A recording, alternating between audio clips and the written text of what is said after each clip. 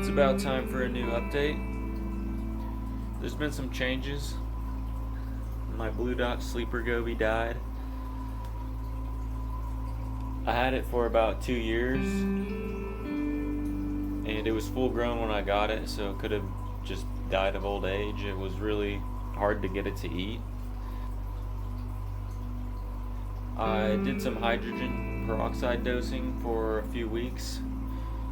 I managed to get rid of most of the cyanobacteria, but it has been a couple weeks since I stopped dosing hydrogen peroxide, and the black cyanobacteria has seemed to come back. I think I'm going to start dosing hydrogen peroxide again. I think I'm going to do a 3 days lights out period in a couple days. I got a new coral, one new addition since last update. It's a grafted Montipora. It's hanging out on my sand bed. This is the grafted Montipora I got. It's doing pretty well. It was bleaching out a little bit when I first added it to the tank, and I just sat an envelope on top of my egg crate, shading it for a few days. When I bought this piece, there was a portion of it that was dying. It was bleached, and when I dipped it and put it in my tank, there was like this brown jelly slowly spreading onto the live tissue, and the live tissue was just sloughing off. It was happening pretty slowly. It moved maybe about 5 millimeters in a day. I ended up just breaking off the part that was dying off, and it didn't spread anymore. And now it is looking really healthy. Everything's been doing pretty well. My chalice has receded a little bit. It's over here. I've been having some alkalinity swings. My Red Sea alkalinity test was a little bit hard to read for me. There wasn't an abrupt change, it was just a gradual change to a goldish orange color. I picked up a Hannah alkalinity checker, and it seems like I was getting the right alkalinity levels, but the Hannah alkalinity checker is a lot easier to use though.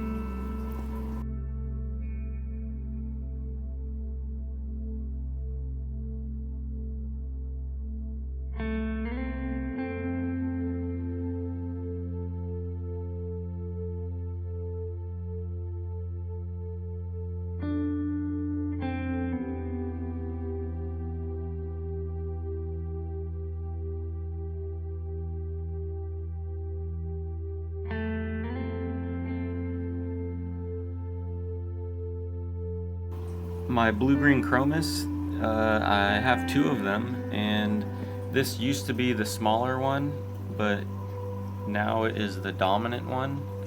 It took over dominance about a week ago, and the other one has just been acting weird.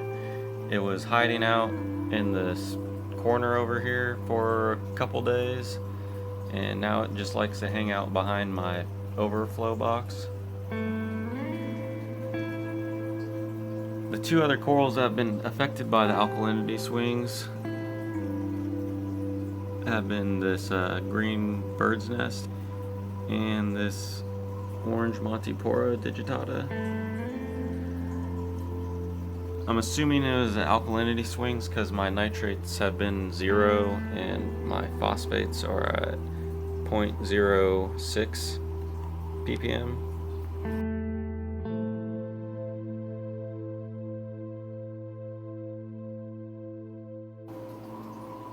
I'm gonna have to raise that piece up. This purple Pocillopora is growing too tall.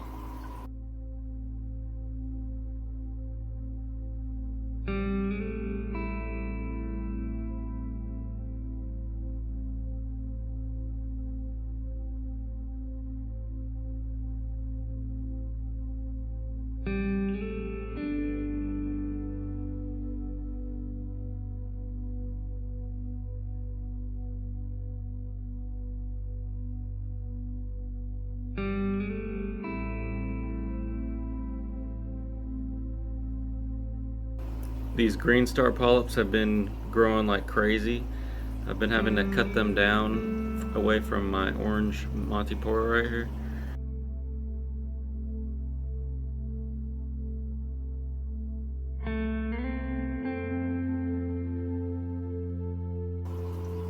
Duncan's doing really well.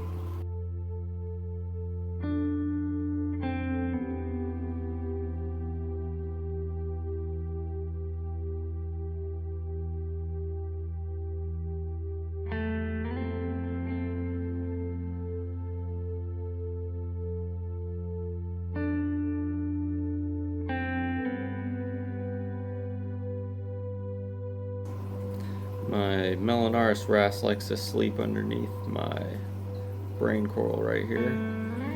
Just went to sleep.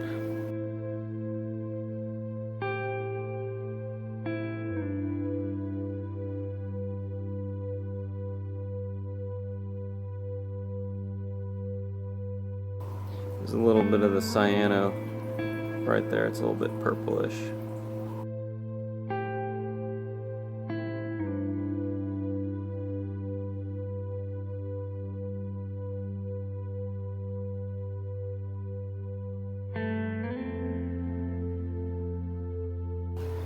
The Chaetomorpha has been growing really well.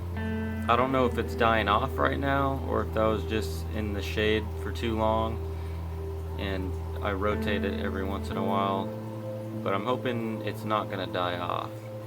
I added a GFO reactor. I got it from BRS. It took me a few days to get it dialed in.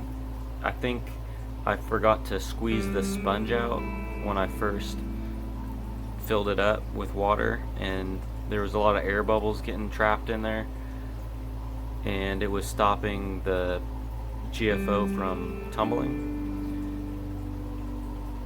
I took it apart and I squeezed the sponge and I just screwed it back on and adjusted the flow really slow, and it hasn't stopped for a few days now.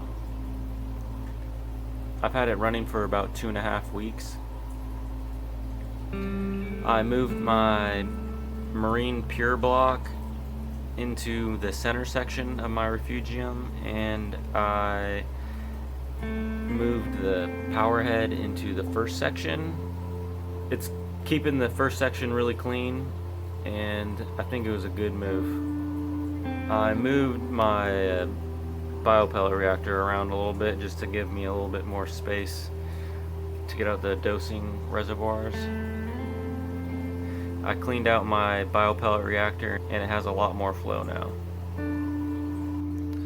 As for the alkalinity swings that I was having, my alkalinity got up to about 9, and then I think it got down to about 4.9 or so. Right now it's at 6.3, and I'm probably gonna get it up to around 7, keep it around there. As for the phosphates, I did a water change and I haven't checked them yet. Maybe 0.06 ppm of phosphates is too much for the greenbird's nest. I'll keep an eye on that. That was the first time I checked my phosphates in a couple years, 3 years. I don't really remember the last time I checked phosphates. Or nitrates, for that matter. I've just been trying to get more into the hang of knowing where my tank is at chemically.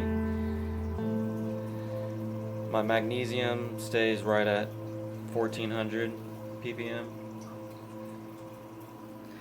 When I dropped my alkalinity down, this purple acro right here, the white spots it had in like the center of it started to color back up, so I'm happy with that.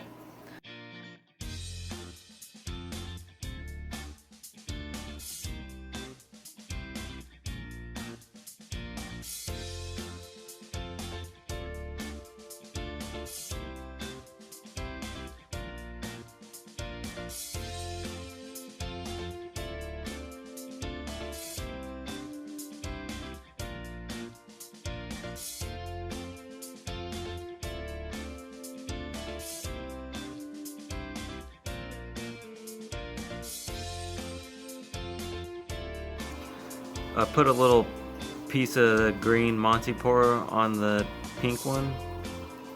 Just kind of see, maybe it'll graft together. They haven't grafted yet. I figure maybe the pink one will have an upper edge on the green one, and I don't know, maybe it'll be a little different this time around instead of the green taking over. My A-cans look really good.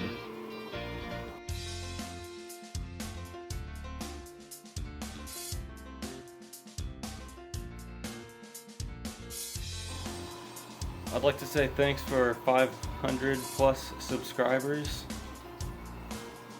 I never really thought I'd be able to get that many. Thanks for watching.